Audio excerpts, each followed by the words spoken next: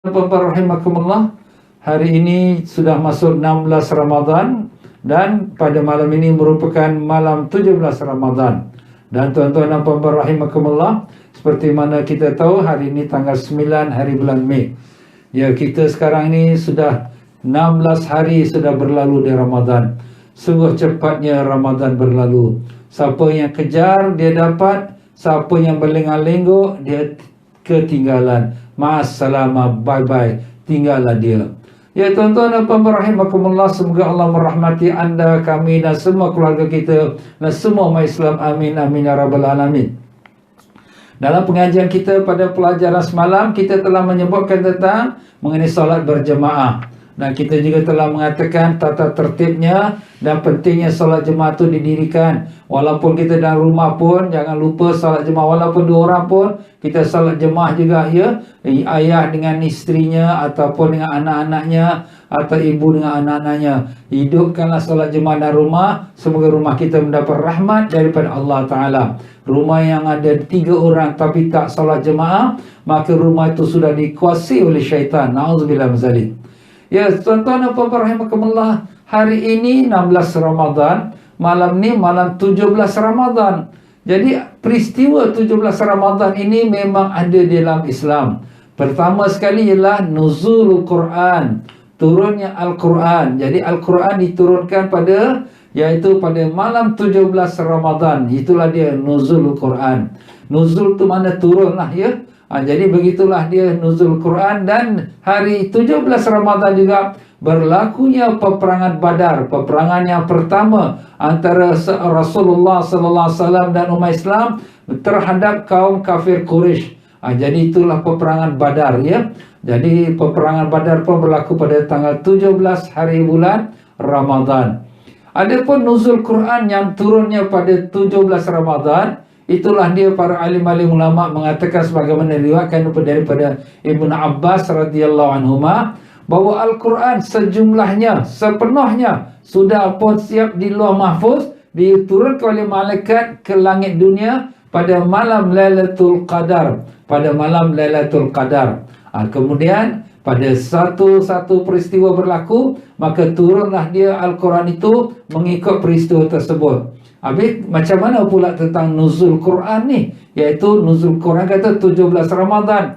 Ada sebagian ulama menafsirkan bahawa nuzul Quran tu mana turun Quran sejumlahnya pada Baitul Izzah, iaitu di langit yang pertama, langit dunia. Dan ayat yang pertama turun pada Nabi sallallahu alaihi wasallam ialah pada malam Lailatul Qadar. Pokoknya kedua-duanya tu ada dia punya kesimpulannya. Pendeknya, malam ini, malam 17 Ramadan dinamakan dia nuzul Quran. Dan juga dia pada malam Lailatul Qadar ialah ayat pertama yang diturunkan kepada Rasulullah sallallahu alaihi wasallam. Allahumma salli wa sallim wa barik alaihi.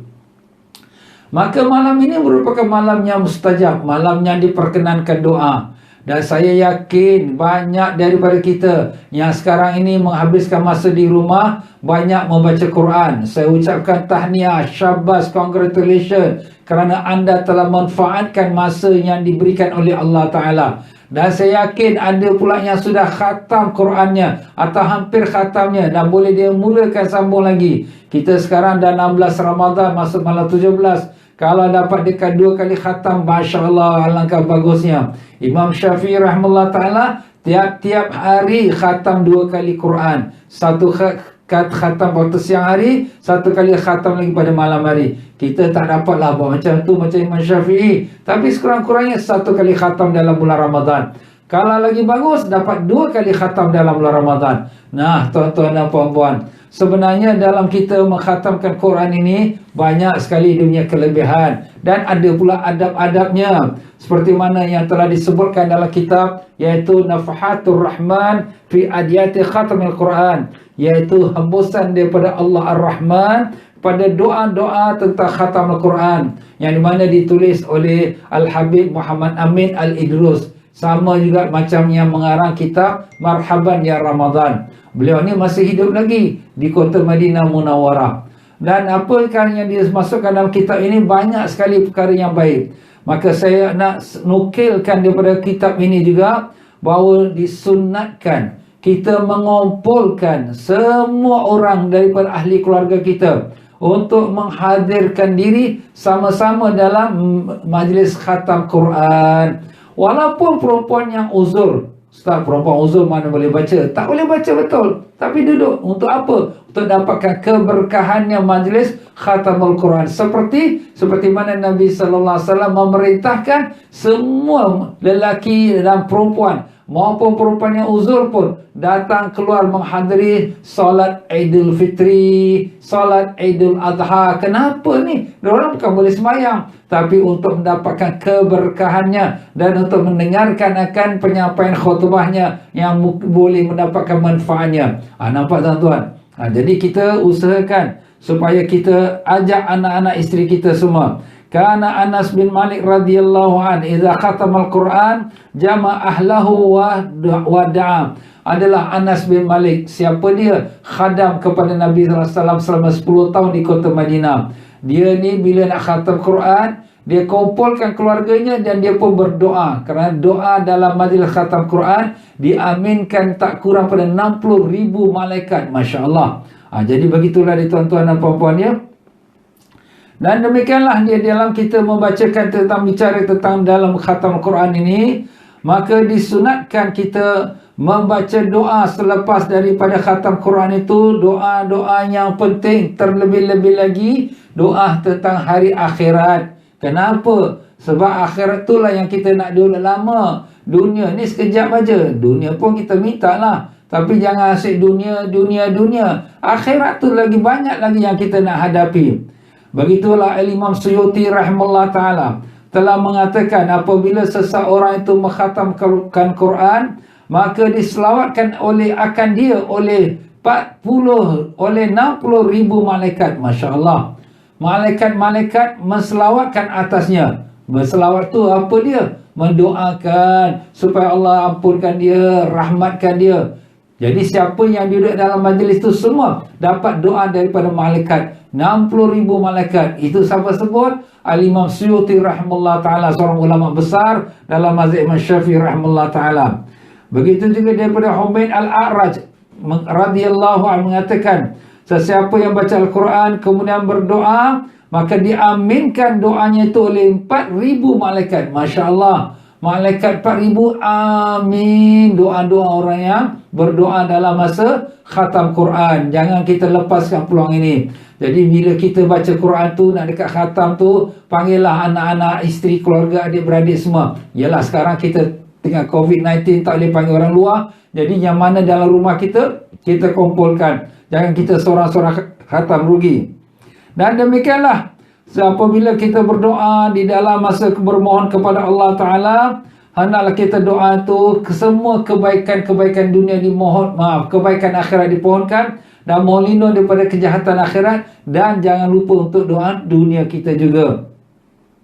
Dan doakan juga untuk umat Islam, orang beriman, dan untuk keselamatan negara kita dan pemimpin negara kita supaya mereka dapat menjalankan tugas dengan amanah, dan demikian juga dimakmurkan negara kita dan jauhkan segala musibah daripada COVID-19 dan sebagainya.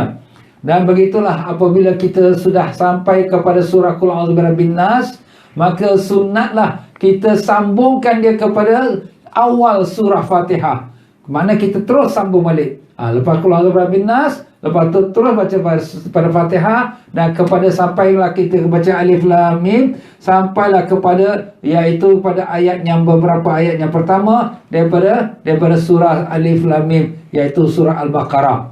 Jadi itu sunatnya. Kenapa? Sebab Nabi sallallahu alaihi wasallam telah bersabda, khairul a'mal al-hallu war-rahla. Sebaik-baik amalan ialah yang baik dan juga yang bersambungan. Maknanya jangan stop bila Qul A'udzu Birabbin Nas tu, jangan stop situ. Yalah ambil nafas tu, ambil nafas lah. Lepas tu kita sambung balik, sambung lagi. Kat majlis itu ada same majlis, kita sambungkan dia. Jadi itulah dia tuan-tuan dan puan-puan ya, bila kita mengkhatamkan Al-Quran. Dan demikianlah dia, kita berdoa kepada Allah SWT. Yakin doa kita tu diterima oleh Allah Ta'ala. Sebab Allah SWT sendiri telah perintahkan, ud'uni astajib lakum. Mintalah padaku, akan ku perkenankan. Jadi kita doa tu dengan yakin. Dan Rasulullah sallallahu alaihi wasallam telah bersabda, la yuradu qada illa doa, tidak akan ditolak qada melainkan dengan doa. Jadi kalau sekiranya qada Allah tu kita katakan qada Allah, kita akan kena langgar, nauzubillah. Tapi bila kita doa minta selamat, Allah selamatkan. Takdirnya Allah Ta'ala, kita ni kalau sekiranya belayar, kapal terbang jatuh, nauzubillah. Tapi dengan kita doa, Allah Ta'ala selamatkan. Nah, ini dia tuan-tuan, powernya doa tu. Sebab tu Nabi kata, doa silahul mu'min. Doa itu senjata orang yang beriman. Wala yazidu fil umri illa birru, dan tidak bertambah umur itu melainkan dengan berbuat baik. Jadi orang yang nak panjang umur, buat baiklah. Jangan dia buat yang tak baik, menyakitkan hati orang, menyusahkan orang. Itu nama pendek umur tu. Habis ustaz, ada juga orang yang jahat-jahat tu panjang umur. Itu bukan panjang umur tu kebaikan, tapi kecelakaan. Apa dia? Lagi panjang umur, lagi banyak dosa. Lagi banyak dosa, besok akhirat lagi dalam neraka. Na'udzubillah min zalik. Dan demikianlah apabila kita berdoa dengan penuh keyakinan. Dengan yakin Allah Ta'ala terima doa kita. Jangan kita doa, ya Allah ampunkanlah aku kalau kau kehendaki, ya Allah kau selamatkan aku jika kau kehendaki. Jangan. Kita minta sungguh-sungguh minta, ya Allah ampunkan aku, ya Allah, ya Allah selamatkan aku, ya Allah. Begitu. Kenapa? Sebab Rasulullah sallallahu alaihi wasallam telah bersabda, innallaha rahimun karimun yastahyi min abdihi an yarfa ilaihi yadayhi thumma la yadau fihima khairan. Artinya Allah Ta'ala tu adalah sangat-sangat kasih sayang dan sangat pemurah. Maka Allah malu Allah daripada seorang hambanya yang telah berdoanya mengangkat tangan dan kemudian dikembalikan tangannya dengan tanpa ada diberikan sesuatu. Allah malu. Sebab Allah ni maha kaya dan maha pemurah, maha penyayang. Bila kita minta Allah nak biarkan tangan kita kosong, malu Allah, Masya Allah. Sebab tu sunatnya bila kita berdoa tu, kita angkat tangan. Angkat tangan tu bagusnya kita angkat tangan biar berhadapan dengan muka kita. Itu yang bagusnya, sunatnya. Ya, kita angkat tangan berhadapan dengan muka kita, dan yang bagus kita rapatkan tangan kita tu. Ya, kita rapatkan. Kalau dah letih tu apa nak buat ya? Tapi kalau bagus kita rapatkan tangan kita. Macam tu lah kalau sekira kita dapat menghadap dengan tangan kita, tapak tangan menghadap ke wajah kita. Tadahkan tangan kita, tapak tangan kita tadahkan. Kenapa ustaz nak tadah ni? Sebab dia menghadap kiblat. Kiblat doa ialah langit. Kiblatnya solat ialah Kaabah. Itu semua masing-masing kiblat tuan-tuan.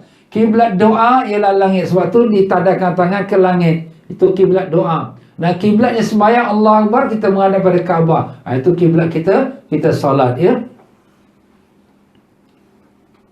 Sebab tu di sini kita berdoa angkat tangan. Ada ustaz, ada orang kata doa angkat tangan ni bid'ah. Biarlah, tak apalah, kita jangan gaduh-gaduh. Orang nak macam tu biar dia lah. Sebab ni semua benda yang dibawa oleh ahli ulama kita, semua ada hadis yang telah saya sebutkan tadi semua. Ini hadis riwayat oleh Imam Hakim, dan ada hadis riwayat Imam Tirmizi rahimahullah ta'ala pun sama juga dengan maksudnya sama.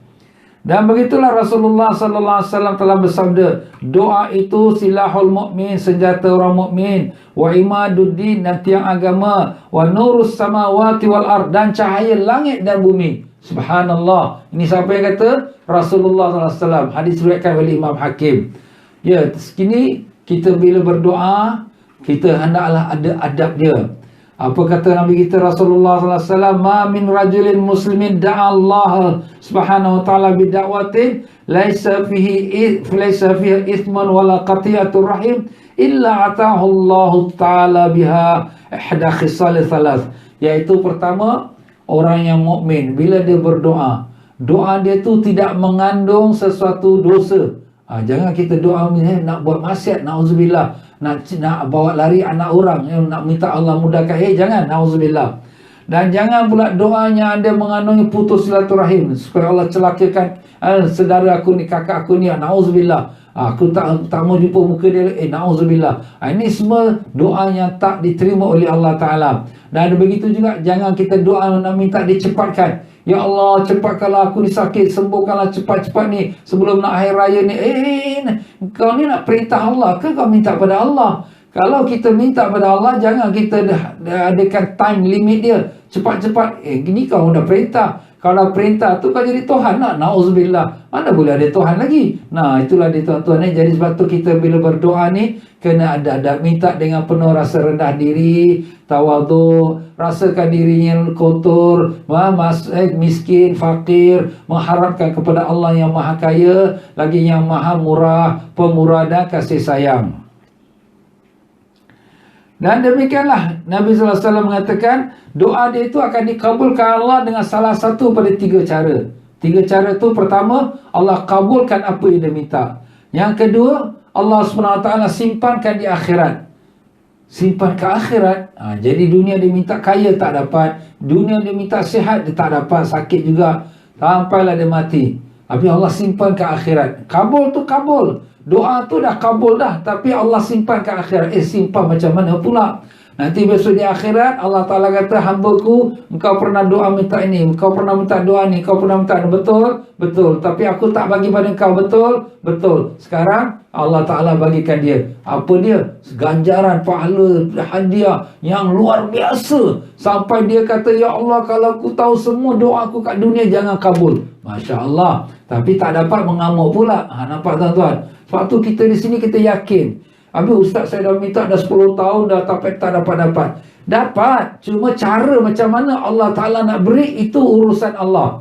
Kita hamba, tugas kita minta. Tapi Allah Ta'ala bagi, dia bagi apa kita minta, ataupun disimpan ke akhirat, ataupun digantikan yang lain. Diganti lain macam mana? Kita minta kaya, tapi Allah Ta'ala bagi kita sihat, bagi anak-anak kita belajar pun pandai, tapi tak kaya kita.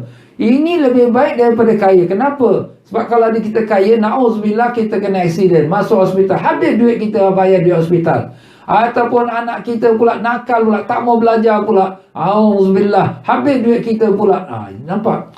Boleh berlaku. Dan sekarang ni dunia, di akhir ni, macam-macam boleh berlaku. Sebab tu kita punya tugas, kita minta. Apa Allah kata? Ud'uni astajib lakum. Minta padaku, aku akan perkenankan. Macam mana Allah perkenankan, itu urusan Allah Ta'ala. Kita hanya minta saja kepada Allah SWT. Dan doa itu pun adalah ibadah. Jadi bila kita berdoa tu, itu sudah dapat pahala. Kenapa? Sebab kita merendahkan diri kita kepada Allah Ta'ala. Kita rasa diri kita hamba. Kita tahu kita fakir, kita miskin, kita hina, kita banyak keperluan, kita minta pada Allah Ta'ala. Jadi itulah sebabnya kita berdoa. Sebab doa tu, doa mukhul ibadah, kata Nabi SAW. Doa tu otaknya ibadah. Jadi kita jangan putus asa dalam berdoa. Dan cara doa, adab-adab doa tu ada beberapa perkara. Pertama, kita cari masa yang paling bagus sekali untuk kita berdoa. Seperti kita berada di Arafah. Mudah-mudahan tahun ini, ya Allah, bukakanlah pintu Mekah, ya Allah. Semoga semua jemaah-jemaah haji yang nak pergi Mekah untuk tunaikan haji dapat berangkat, ya Allah. Mudahkanlah mereka yang akan berangkat haji terdapat wukuf di padang Arafah pada tahun ini, ya Allah, dengan berkat Nabi Rasulullah SAW. Allahumma amin ya rabbal alamin. Dan demikian juga kita berdoa pada bulan yang mulia, bulan Ramadan. Nah, kita sekarang dalam bulan Ramadan.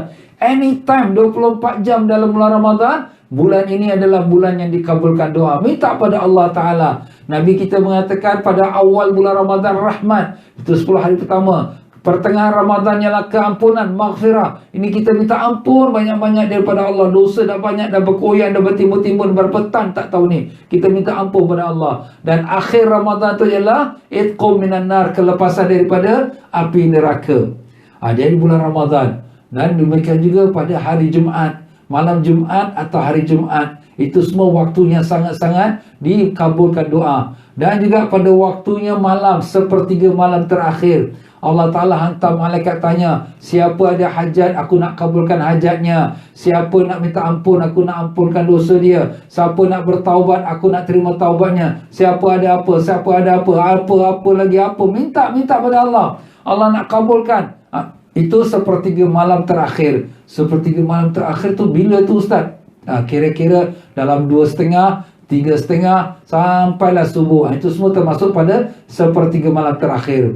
Dan yang bagus juga kita beristighfar pada di akhir malam, sepertiga malam terakhir, waktu-waktu kita sahur. Lepas-lepas sahur tu dalam 15 minit sebelum azan subuh, kita istighfar, banyak-banyak istighfar. Wabil ashari hum yastaghfirun. Allah Ta'ala puji di waktu sahur mereka beristighfar. Ini Allah puji pada hamba-hamba Dia yang salihin. Amalkan istighfar pada waktu sahur, ya. Lepas kita habis sahur sebelum azan subuh, banyak-banyak astagfirullah, astagfirullah, astagfirullah. Minta ampun pada Allah banyak.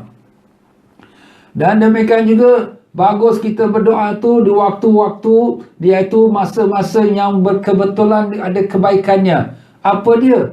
Seperti orang yang keluar berjihad. Itu baguslah. Waktu berjihad tu dikabulkan doa. Dan demikian juga ketika turunnya hujan. Turun hujan. Sebab hujan tu digambarkan sebagai rahmat. Rahmat Allah. Jadi masa turun hujan kita pun doa, Ya Allah, Ya Allah, Ya Allah. Minta pada Allah SWT. Dan begitu juga ketika qamat solat. Bila Bilal pun kata qad qamatis salat, qad qamatis salat, tengah-tengah qamat tu kita pun doa sambil imam tu sebelum angkat takbir kita doa.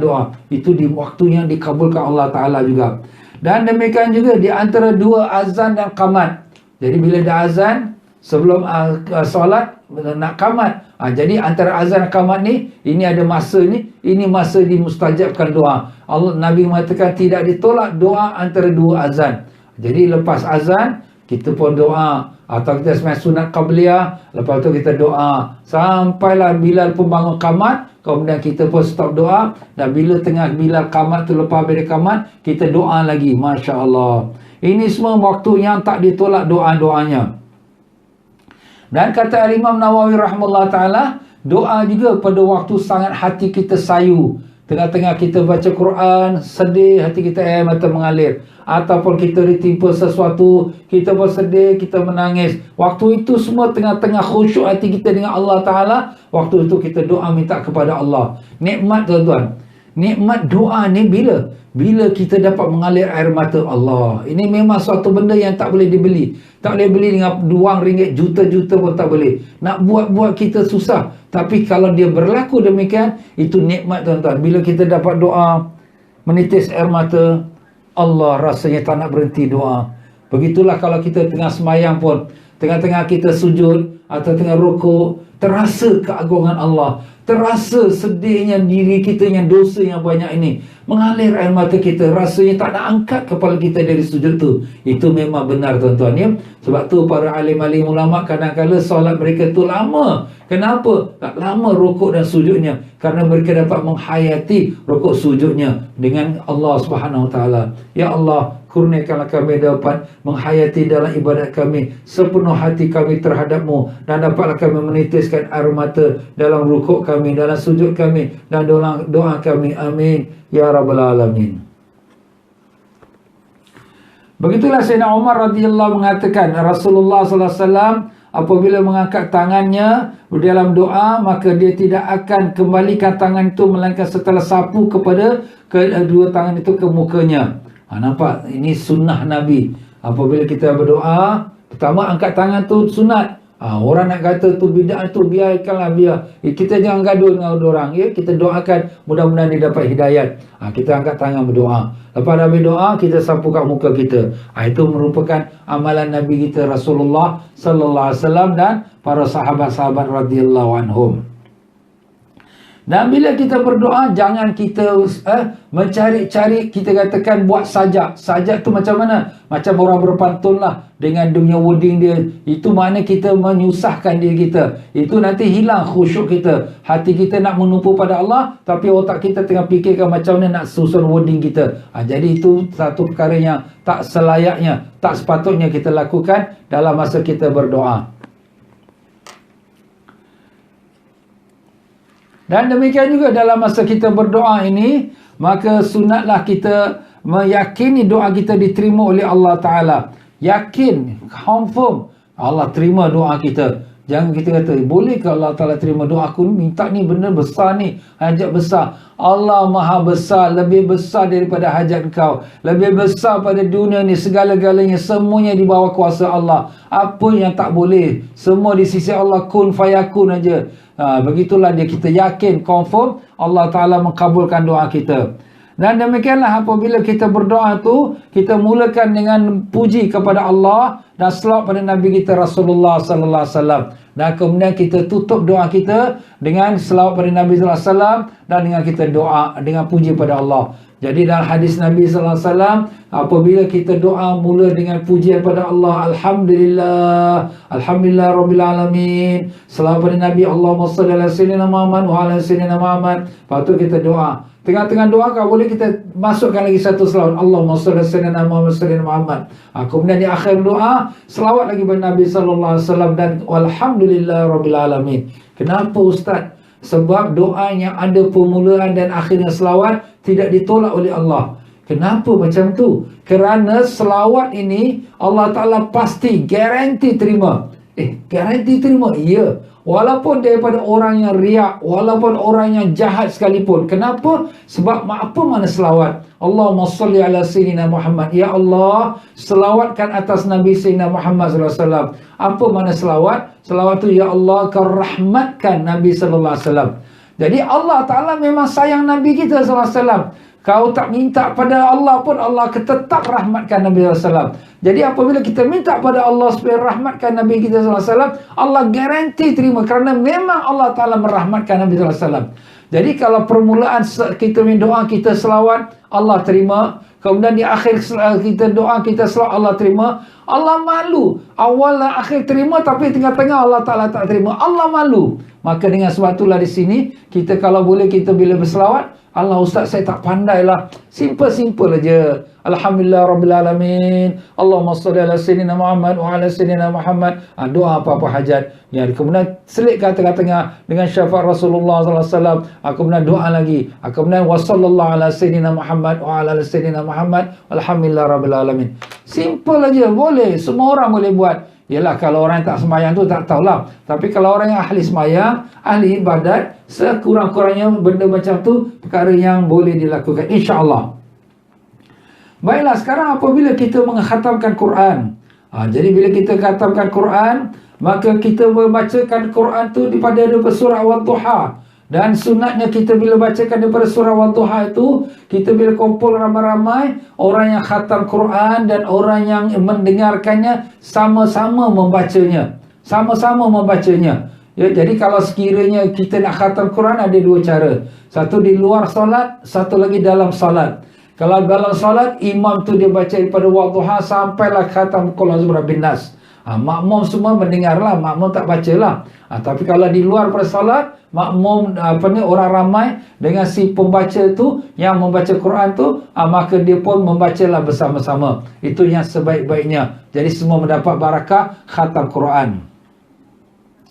Dan demikian pula di antara sunatnya dalam kita mengkhatamkan Quran, kita membaca takbir pada setiap lepas pada surahnya, iaitu daripada permulaan surah Wadduha. Jadi kalau sekira kita mengkhatamkan Quran, lepas pada Wadduha tu, amma bi ni'mati rabbika fahaddits, Allahu Akbar. Kemudian baru masuk surah yang berikutnya pula. Ustaz, kenapa ni ada Allah Akbar ni sampai akhir? Jadi setiap lepas satu surah baca Allah Akbar, setiap lepas satu surah baca Allah Akbar. Ini bagi imam dengan makmum ataupun mereka yang baca ramai-ramai. Habis kalau imam dia sembahyang dalam sembahyang, lepas amma bi ni'mati rabbika fahaddits, Allahu Akbar, bismillahirrahmanirrahim, dia sambung lagi. Habis makmum kat belakang sebut juga Allah Akbar. Yes, sebut juga. Ini sunat. Ini dia disebutkan oleh alim-alim ulama kita, antara yang Imam Syafi'i rahimahullah taala. Yalah, siapa nak buatlah. Ini bukan kita kata wajib, ya. Tapi kalau kita khatam dalam membaca, kita ramai-ramai, kita sampai kepada ujung ayat, Allahu Akbar, kemudian kita sambung lagi. Ada juga yang membaca La ilaha illallah, Allahu Akbar. Apa boleh juga, ya. Tapi yang jumhur, majoriti ulama, dia hanya menyebut Allah Akbar. Tapi ada juga ulama kata bagus kalau kita tambahkan La ilaha illallah, Allahu Akbar. Masuk pula surah yang berikut, Bismillahirrahmanirrahim.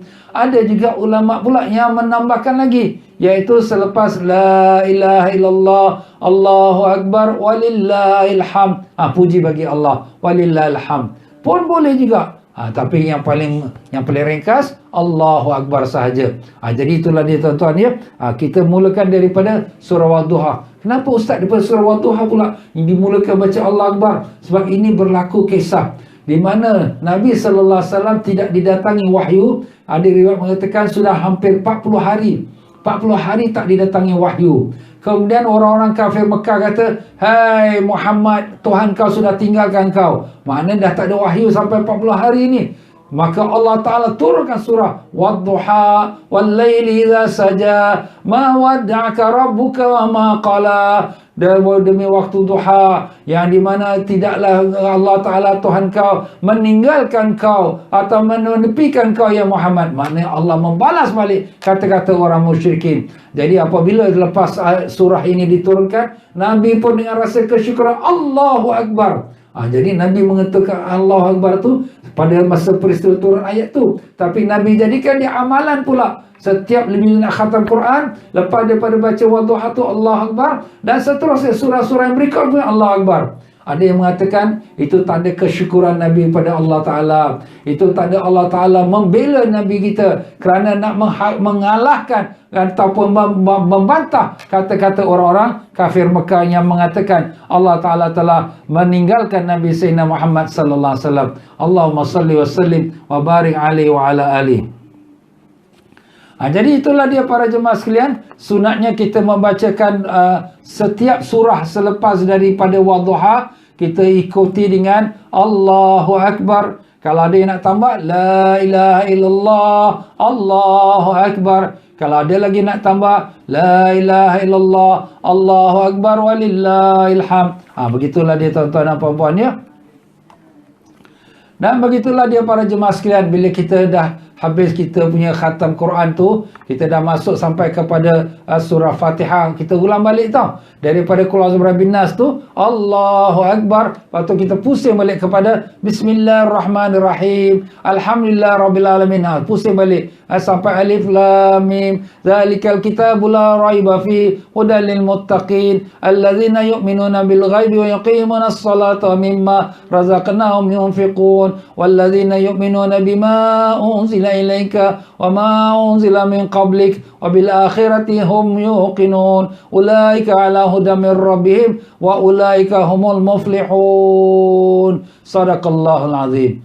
Kemudian lepas tu kita doalah. Jadi doa ni orang-orang yang mana dalam majlis itu pun ada apa-apa hajat, minta pada Allah Ta'ala. Sebab doa dalam majlis khatam Al-Quran, seperti tadi kita dah sebut, diaminkan oleh 4,000 malaikat dan dihadiri oleh 60,000 malaikat mendoakan supaya rahmatkan majlis ini. Masya Allah tuan-tuan. Jadi tuan-tuan dan puan-puan, saya minta kalau boleh kita usahakan khatamkan Quran sampai pada malam 27. InsyaAllah malam 27 Ramadan. Mudah-mudahan menjadi malam Lailatul Qadar. Kita akan adakan majlis khatam Quran on live. Live kita buat sama-sama. Siapa yang khatam pun khatam. Kemudian lepas tu kita akan doa sama-sama malam 27 Ramadan yang kita harapkan malam Lailatul Qadar. Malam ni dah malam 17 tuan-tuan. Malam 18 besok, 19, 20, 3 malam lagi. Masuk malam 21 dah kira salah satu pada malam-malam yang ada kemungkinan yang Lailatul Qadar. InsyaAllah kita akan sampai pada babnya Lailatul Qadar. Jangan tuan-tuan bimbang, kita akan sampai. InsyaAllah mudah-mudahan kuliah kita ni dapat kita teruskan sampai akhir Ramadan. Sampai nanti lepas kita Hari Raya, kalau ada masa kita akan sambung lagi.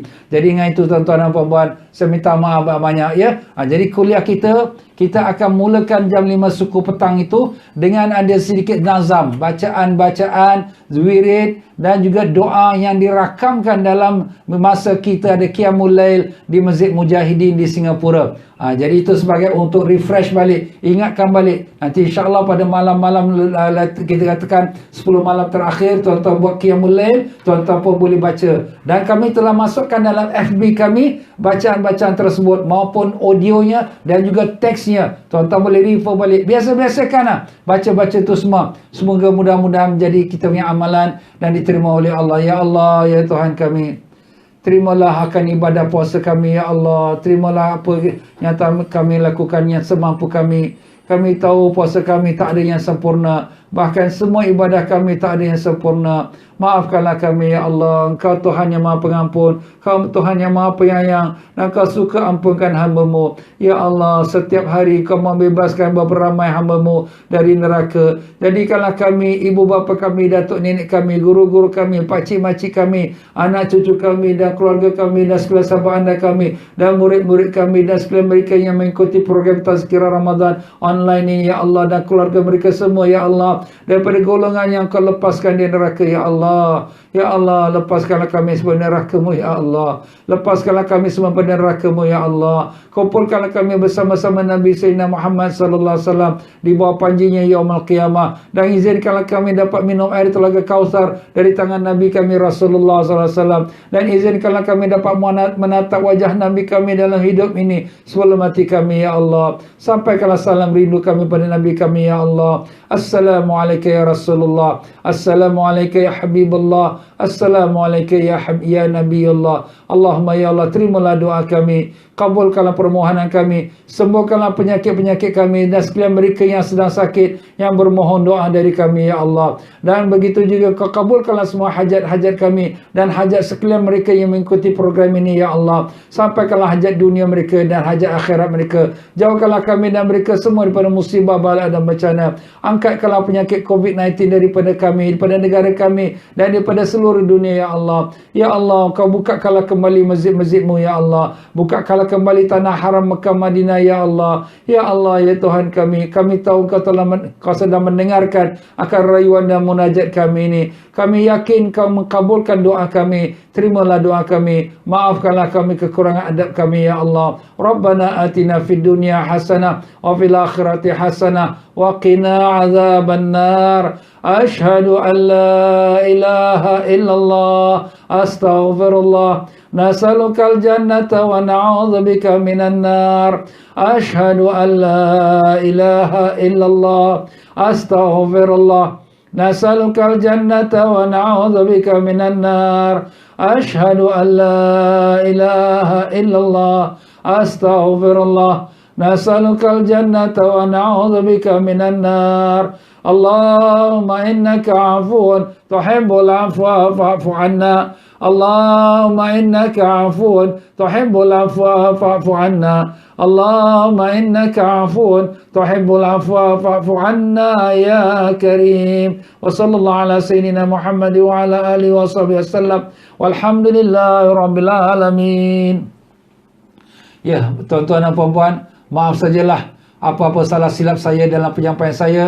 Yang benar semua dari Allah, yang salah silap pada kelemahan saya, kebodohan saya dan kebebalan saya. InsyaAllah kita bertemu lagi dalam program kita pada Tazkirah Ramadan esok dan jam 5.30 petang. 5 suku kita mulakan dengan nazam-nazam bacaan, zikir. Dan insyaAllah tuan-tuan dan puan-puan, sampaikanlah akan kita punya kuliah kepada kawan dan teman. Mudah-mudahan semua mereka mendapat keberkahan dan kebaikannya dunia sampai akhirat. Dengan itu saya akhiri. Wabillahi taufiq wal hidayah. Wassalamualaikum warahmatullahi wabarakatuh.